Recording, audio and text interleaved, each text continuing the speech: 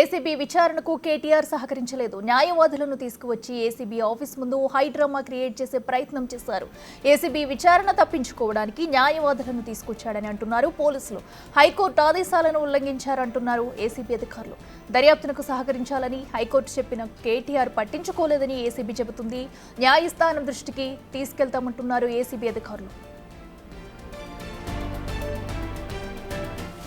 ACB విచారణకు మాజీ మంత్రి కేటీఆర్ హాజరు కాలేదు. ఏసీబీ ఆఫీసులోని లాయర్ని పోలీసులు అనుమతించకపోవడంతో ఏసీబీ ఆఫీస్ దగ్గర నుంచి కేటీఆర్ వెనుతిరిగారు. అయితే విచారణకు కేటీఆర్ను మాత్రమే అనుమతిస్తామని పోలీసులు చెప్పారు.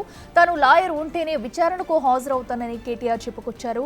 ఇదే ఇష్యూపై అరగంట సేపు ఏసీబీ ఆఫీస్ బయట ఉన్నారు కేటీఆర్. ఇక పోలీసులు అనుమతి ఇవ్వకపోవడంతో ఏసీబీ ఆఫీస్ నుంచి నేరుగా తెలంగాణ భవన్కు వెళ్లారు కేటీఆర్. అక్కడే కాసేపట్లో మీడియాతో మాట్లాడతారని తెలుస్తుంది.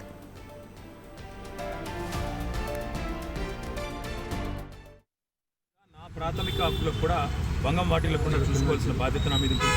అందుకే పోలీస్ అధికారులు అడిగారు, ఎక్కడన్నా లిఖితపూర్వకంగా ఉందా నా లాయర్ రాకూడదు, దయచేసి పెట్టే ఇవ్వండి అన్నాను. సో వారు సంప్రదిస్తున్నారు. నేను ఇక్కడ కేవలం ఇవాళ ఏసీబీ ఆఫీస్కి ఏం ఇన్ఫర్మేషన్ కావాలి, నన్ను వాళ్ళు అడుగుతున్న ఇన్ఫర్మేషన్ మొత్తం గవర్నమెంట్ దగ్గర ఉంది. నేను తీసుకున్న నిర్ణయం ఏదన్నా ఉంటే మినిస్టర్గా తీసుకున్నాను, గవర్నమెంట్గా తీసుకున్నాను. అట్లాంటప్పుడు నా దగ్గర ఉన్నదని సమాచారం వారు ఏదైతే అపోహపడుతున్నారు అదంతా మీ దగ్గరనే ఉంది. వాదనంతా కూడా నేను ఆల్రెడీ కోర్టులో చెప్పాను. కోర్టు ఆల్రెడీ తీర్పు రిజర్వ్ చేసి హైకోర్టు మీద ఉన్న గౌరవంతో, చట్టాల మీద ఉన్న గౌరవంతో, రాజ్యాంగం మీద ఉన్న గౌరవంతో నేను ఇక్కడికి వచ్చానని చెప్పాను. వారు మరి ఏ కారణం చేతనో నా లాయర్ నాతో రాకూడదు అంటున్నారు.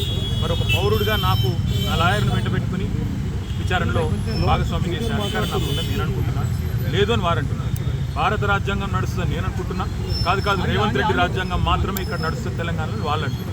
చూడాలి మరి వాళ్ళు ఏం చెప్తారు. మీరు ముందుగా ఇన్ఫార్మ్ చేశారా అడ్వకేట్స్ వస్తున్నారు? బ్రదర్, వాళ్ళు హైకోర్టు తీర్పు రిజర్వ్ చేసిన తర్వాత హైకోర్టులో చాలా గంటల వాదనలు వాళ్ళు వినిపించారు ఏసీబీ తరఫున. ఇవాళ కొత్తగా మళ్ళీ ఇప్పుడు శోధించేది సాధించేది ఏమి లేదు.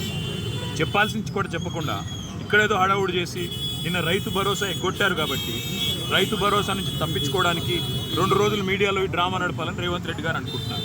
దీనికి మేము బాధపడం. రేవంత్ రెడ్డి గారు ఏమనుకున్నా 15,000 ఇస్తానని చెప్పి 12,000 ఇచ్చిన విషయము ప్రజలకు గుర్తుంది. మీరు ఎన్ని డ్రామాలు చేసినా మాకు ఇంకో సమాచారం కూడా ఉంది. నేను ఇక్కడికి రాగానే కావాలని కేటీఆర్ ఇంటి మీద రైడ్స్ అని చెప్పి అక్కడ రైడ్లు చేయించాలని ఆలోచన చేస్తూ ఉన్నాను. పర్వాలేదు, ఇవన్నీ డ్రామాలు మాకు తెలుసు. మీరు ఎన్ని డ్రామాలు చేసినా రాష్ట్ర ప్రజలకు నేను చేసే విజ్ఞప్తి ఒకటే, 420 హామీలు ఏవైతే రేవంత్ రెడ్డి ప్రభుత్వం ఇచ్చిందో అది అమలు చేసేదాకా కొట్లాడదాం. కేసులు ఎన్ని పెట్టినా, మీడియా మేనేజ్మెంట్ పాలిటిక్స్ ఎన్ని చేసినా భయపడాల్సిన అవసరం లేదు, బాధపడాల్సిన అవసరం లేదు. వాళ్ళు ఎన్ని రైడ్స్ చేసుకున్నా, ఎన్ని డ్రామాలు చేసినా సరిపోతుంది. నా లాయర్లు ఉంటే వాళ్ళకి వచ్చిన ఇబ్బంది ఏంటంటే, నాతో పాటు లాయర్లు ఉంటే నా రైట్స్ ప్రొటెక్ట్ చేయబడతాయి. ఇక్కడ మా పట్నం నరేందర్ రెడ్డి గారిని అరెస్ట్ చేసినప్పుడు ఆయన ఇవ్వని స్టేట్మెంట్ ఇచ్చినట్టుగా పోలీసులు తప్పుడు వార్తలు రాసి మీడియా క్లిక్ చేశారు. అట్లా కాకుండా నా రైట్స్ నేను ప్రొటెక్ట్ చేసుకోవాలి కాబట్టి లాయర్ ఉండాలని కోరుతున్నాను. వాళ్ళకి వచ్చిన ఇబ్బంది సార్, ఇప్పుడు ఈ స్థాయిలో ఆంక్షలు పెట్టారు, మీరు నేరుగా విచారణకు అటెండ్ అవుతున్నారు. వాళ్ళు చెప్పిన అదే చెప్తున్నా బ్రదర్, నేను ఆంక్షలు వాళ్ళని అడిగేది అదే. మా నరేందర్ రెడ్డి గారు ఇవ్వని స్టేట్మెంట్ ఇచ్చినట్టుగా తప్పుడు స్టేట్మెంట్లు రికార్డ్ చేసిందే పోలీసు వాళ్ళు. అందుకే నాకు వాళ్ళ మీద నమ్మకం లేదు కాబట్టి నా లాయర్లను తెచ్చుకున్నాను. ఇప్పుడు మా ఇంటి మీద రైడ్స్ చేయబోతున్నాను. రైడ్స్ చేసి కూడా నాకు తెలిసి ఏం చేయబోతుంది, రైడ్స్ చేసి అవసరమైతే కొన్ని ఇంప్లాంట్ చేసి, కొన్ని లేనిపోని సృష్టించి అందులో ప్లాంట్ చేసి దాని మీద కేసు బనాయించాలనేది వీళ్ళ చిల్లర ప్రయత్నం. నేను చిట్టినాయుడు గారికి చెప్పేది ఒకటే, ఇవన్నీ డ్రామాలు చేసినా, ఎన్ని కథలు పడ్డా, ఎన్ని అక్రమ కేసులు పెట్టినా, నువ్వు రైతు భరోసా ఎగ్గొట్టింది ప్రజలకు తెలుసు, నువ్వు మాట తప్పింది తెలుసు, 420 హామీలు ఎత్తగొట్టింది ప్రజలకు అర్థమైంది.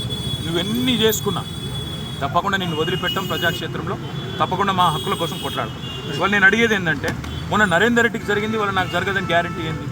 నరేందర్ రెడ్డి ఇయ్యని స్టేట్మెంట్ ఇచ్చినట్టు, కన్ఫెషన్ ఇచ్చినట్టు, అనవసరంగా నా పేరు చెప్పినట్టు లేనిపోని పుకార్లు వీళ్ళే సృష్టించిన పోలీసు వాళ్ళు మీడియాకు లీక్లు ఇచ్చారు.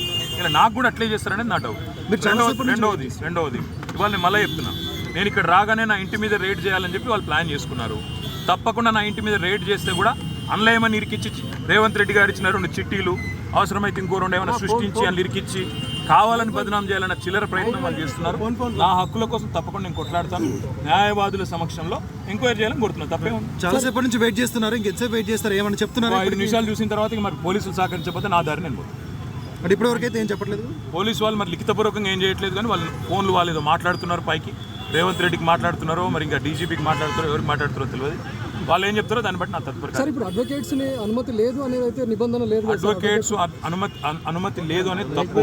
మొన్న పట్నం నరేందర్ రెడ్డి మీద ఏ కుట్ర అయితే వీళ్ళు చేసిండ్రో, ఆయన ఈయని స్టేట్మెంట్ ఇచ్చినట్టు పోలీసు వాళ్ళు ఏదైతే దొంగ స్టేట్మెంట్ సృష్టించి ఆయనను నన్ను బద్నాం చేసే ప్రయత్నం చేసిండ్రో అది జరగకూడదన్నదే నా తాపత్రయం. అందుకే లాయర్ ఉండాలని నేను కోరుతున్నా. లాయర్ ఉంటే వాళ్ళకి అభ్యంతరం ఏందో నాకు అర్థమైతలేదు. ఏమైనా కానూను ఉందా, చూపెట్టు, కాగితం చూపెట్టు అంటే కాగితం చూపెట్టలేదు.